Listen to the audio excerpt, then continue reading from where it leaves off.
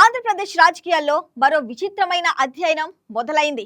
YCP అధికారిక Facebook పేజీని మేటా సంస్థ నిలిపివేయడంతో ప్రతిపక్ష నేత వైఎస్ జగన్మోహన్ రెడ్డి తీవ్రమైన ఆరోపణలు చేశారు. అయితే ఆరోపణలు ఎవరిపై చేశారు?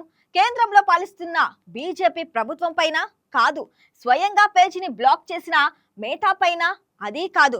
అన్నీ తెలిసి కూడా సీఎం చంద్రబాబు నాయుడు పైనే నింద వేయటం జగన్ మార్కు రాజకీయం. కానీ మేటా ఇచ్చిన అధికారిక స్క్రీన్ షాట్లు ఈ కథను వేరే దిశగా మలుపు తిప్పుతున్నాయి. ఇంతకీ ఏంటా స్క్రీన్ షాట్స్?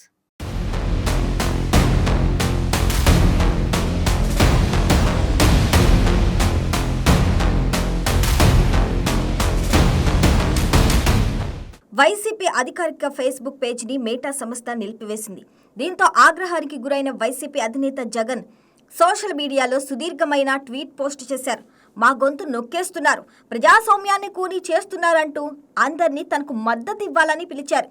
చంద్రబాబు ప్రభుత్వమే దీనికి కారణమని ఆరోపించారు. కానీ ఇక్కడే అసలు ట్విస్ట్ ఉంది. జగన్ స్వయంగా తన ట్వీట్లో పోస్ట్ చేసిన మేటా అఫీషియల్ స్క్రీన్ షాట్లో స్పష్టంగా రాసి ఉంది, భారత ప్రభుత్వం నుంచి వచ్చిన చట్టపరమైన ఫిర్యాదులు మరియు నిబంధనల ఉల్లంఘన వల్లే ఈ పేజీని నిలిపివేశామని. అంటే ఈ నిర్ణయం తీసుకుంది కేంద్ర ప్రభుత్వం, నరేంద్ర మోదీ నేతృత్వంలోని బీజేపీ సర్కార్. రాష్ట్ర ప్రభుత్వానికి ఇందులో ఎలాంటి ప్రమేయమూ లేదు. అయినా జగన్ చంద్రబాబుపై విరుచుకుపడ్డారు. సాక్ష్యం ముందున్న పేజీపై ఫిర్యాదు చేసింది వేరే అని తెలిసినా వాళ్ళపై మాట్లాడే ధైర్యం చేయలేకపోవటం, ఇది రాజకీయ వైఫల్యానికి ప్రత్యక్ష నిదర్శనం. మోదీ షా ద్వయాన్ని జగన్ సూటిగా విమర్శించలేకపోవటం కొత్త విషయమేమీ కాదు. 5 ఏళ్ల పాలనలో కూడా కేంద్రం బాధ పెట్టినప్పుడు నేరుగా మాట్లాడిన సందర్భాలు చాలా తక్కువ. ఇప్పుడు ప్రతిపక్షంలో ఉన్న ఆ పరిస్థితి మారలేదు.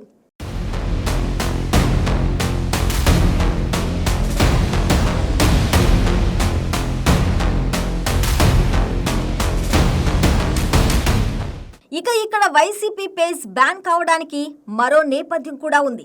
జగన్ ఈ మధ్యనే ఢిల్లీలో మోదీ సర్కార్ను గద్దె దించాలని లక్ష్యంగా పెట్టుకున్న కాంగ్రెస్ నేతృత్వంలోని విపక్ష కూటమి దిశగా అడుగులు వేస్తున్నారని రాజకీయ వర్గాల్లో వార్తలు వినిపించాయి. అలాంటి సమయంలోనే కేంద్ర ఐటీ శాఖ ఈ యాక్షన్ తీసుకుంది. ఇది యాదృచ్ఛికమా లేక స్పష్టమైన రాజకీయ సందేశమా అనే ప్రశ్న అందరిలోనూ తలెత్తుతుంది. సామాన్యంగా అంతర్జాతీయ సోషల్ మీడియా సంస్థలు ఏ ఒక్క రాష్ట్ర ప్రభుత్వం ఒత్తిడికి తల వంచవు. మేటా వంటి గ్లోబల్ టెక్ దిగ్గజం తన కంటెంట్ పాలసీలను ఎంత జాగ్రత్తగా పాటిస్తుందో ప్రపంచానికి తెలుసు. అలాంటిది ఆంధ్రప్రదేశ్ ప్రభుత్వం లేదా పోలీసులు ఒత్తిడి తెస్తే పేజీ బ్లాక్ అవుతుందా? అది అసాధ్యం. అయినా చంద్రబాబు ఒత్తిడి చేసి ఉంటారని జగన్ ఆరోపించారు. ఇది కేవలం రాజకీయ నాటకం మాత్రమే కాదు, కనీస రాజకీయ అవగాహన లేకపోవడానికి సూచిక. సోషల్ మీడియా గురించి ఎంతో కొంత పరిజ్ఞానం ఉన్న వ్యక్తి అయినా ఇటువంటి ఆరోపణ చేయడు.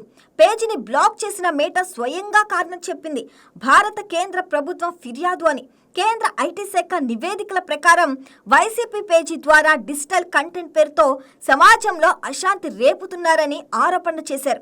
ఈ నివేదికల ఆధారంగానే మేటా యాక్షన్ తీసుకుంది. ఇది నిజమైతే కేంద్రం జగన్ డిజిటల్ సామ్రాజ్యాన్ని లక్ష్యంగా చేసుకుందనే అంశం స్పష్టమవుతుంది. ఒక పెద్ద విపక్ష పార్టీ పేజీని కేంద్రం నిలిపివేయటం ఇది వేరే రాజకీయ చర్చకు దారితీయవలసిన విషయం. కానీ ఆ చర్చ జరపడానికి జగన్ కి ధైర్యం లేదు.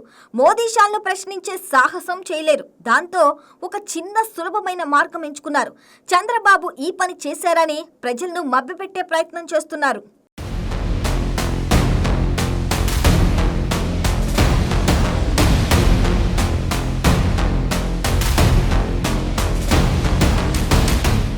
ఈ మొత్తం వ్యవహారం జగన్ రాజకీయ స్థితిని 2 కోణాల్లో బట్టబయలు చేస్తుంది. మొదటిది వ్యూహాత్మక నిస్సహాయత.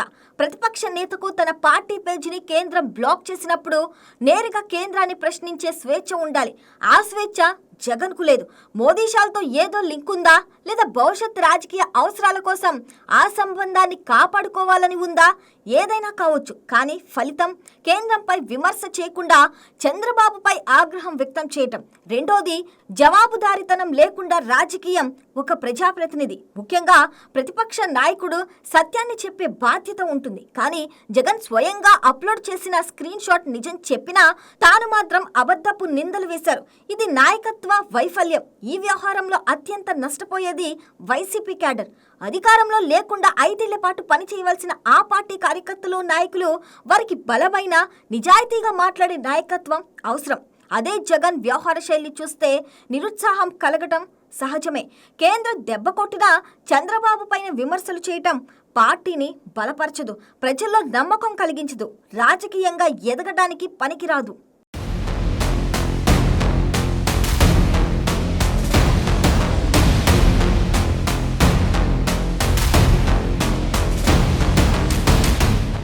ఈ వ్యవహారం గురించి ఢిల్లీ రాజకీయ వర్గాల్లో చర్చ జరుగుతుంది.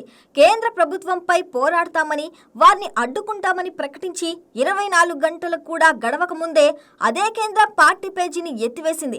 ఆ దెబ్బకు కిక్కురు మనకుండా చంద్రబాబు వైపు వేలు చూపించారు. ఇది రాజకీయ పరిపక్వతకు నిదర్శనం కాదు. రాజకీయాల్లో టైమింగ్ ముఖ్యం. ఎప్పుడు ఏం మాట్లాడాలో తెలియాలి. ఎవరిపై ఎప్పుడు గెలవాలో అనే కామన్ సెన్స్ కూడా అంతే ముఖ్యం. ఈ రెండూ లేకుండా నాయకుడు ఎంత మాట్లాడినా అది ప్రతిధ్వనించదు.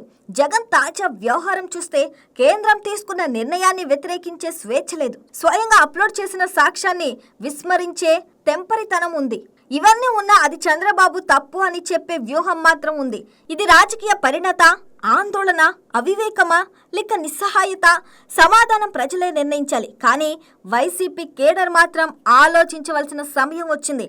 తమకు అవసరమైన నాయకత్వం ఇదేనా అని.